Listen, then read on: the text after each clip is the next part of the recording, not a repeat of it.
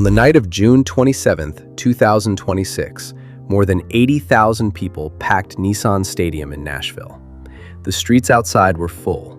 A giant video screen was set up on Broadway so the overflow crowds could watch. Carrie Underwood was there, Keith Urban, Luke Combs, Miranda Lambert, Eric Church. They had all come for one reason: to say goodbye to Alan Jackson, who was playing the final full concert of his life. Not because he wanted to stop, because his body was making him.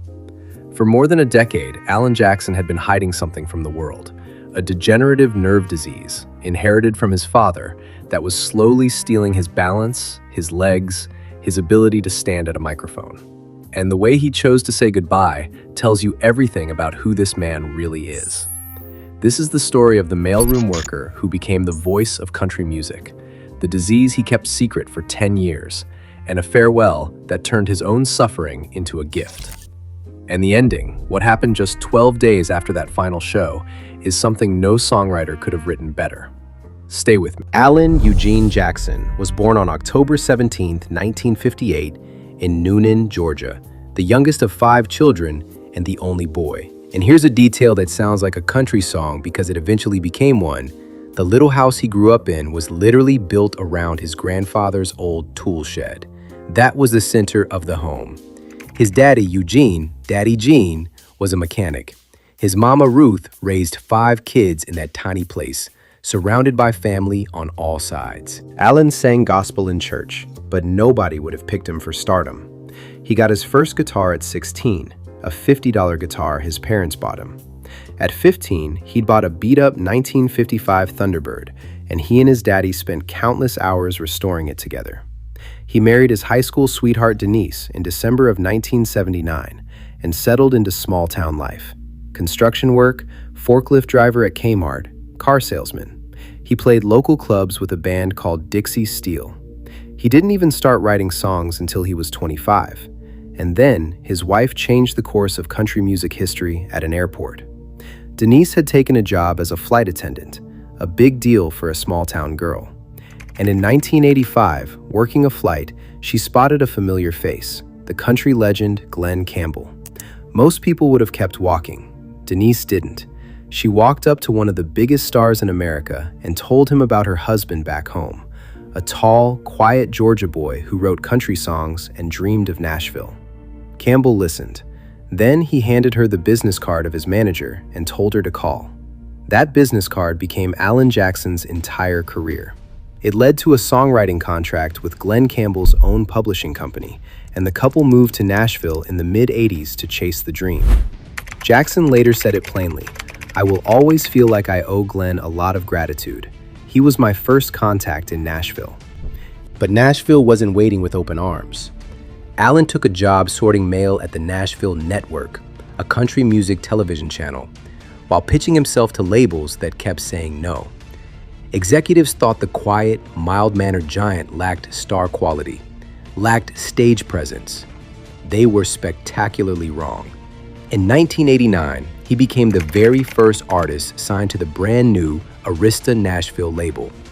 And when Here in the Real World hit the radio, the mailroom worker was suddenly the future of country music. What followed was one of the great careers in the history of the genre. 35 #1 hits, 50 top 10s, 19 ACM Awards, 17 CMA Awards, 2 Grammys, and eventually the Country Music Hall of Fame. Chattahoochee, Livin' on Love, Drive, written for his daddy, Remember When, written for Denise. And in the darkest week America had known in generations, it was Alan Jackson who gave the country its voice, writing Where Were You When the World Stopped Turning, just weeks after September 11th. A song so honest and so gentle that it's still the definitive musical response to that day. He did it all without scandal, without reinvention, without chasing trends. Just a tall man in a white hat singing real country music. But his life was not untouched. In 1998, his marriage to Denise nearly ended. They separated, fought their way back to each other, and Denise later wrote a best-selling book about it. They've now been married 46 years. And in 2018, the family absorbed a devastating blow. The husband of their oldest daughter, Maddie, a 28-year-old Nashville prosecutor named Ben Selectman, died from a traumatic head injury after slipping on a boat dock while helping a woman aboard. They'd been married less than a year. Alan admitted later, "When he died, I was kind of pissed off at the world." Maddie turned her grief into a nonprofit for widows. The family carried on the way that family does, together. And all through those years, Alan Jackson was carrying a secret of his own. Around 2011, he was diagnosed with Charcot-Marie-Tooth disease, CMT, a degenerative condition that attacks the peripheral nerves, weakening the muscles and destroying balance. It was no stranger to him. His grandmother had it. His father had it. One of his sisters had it. It isn't fatal, but it doesn't stop, and there is no cure. For 10 years, he told no one outside his circle. He kept touring, kept performing, while his legs slowly betrayed him. Gripping the microphone stand, feeling, in his own words, self-conscious in front of the crowds as his balance failed. In September of 2021, he finally sat down on national television and said it out loud. "There's no cure for it, but it's been affecting me for years, and it's getting more and more obvious." He was direct about where it leads. The disease, he said, is not fatal, but it is going to disable him eventually. And then Alan Jackson did something remarkable. He didn't retreat. He announced one last ride, a farewell tour named after a line every honky-tonk regular knows. "Last call, one more for the road." For 3 years, he crossed the country saying goodbye. In May of 2025 in Milwaukee, he played the final show of the tour and told the crowd, "Y'all may have heard that I'm kinda winding down. In fact, this is my last road show. I lived the American dream for sure." But he had one more promise to keep, a finale in the town where it all started. "We just felt like we had to end it all where it all began for me," he said. "And that's Nashville, Music City, where country music lives." That was the night of June 27th, 2026. 80,000 people, the biggest names in country music, standing beside him. And Alan Jackson made sure the night was about more than nostalgia.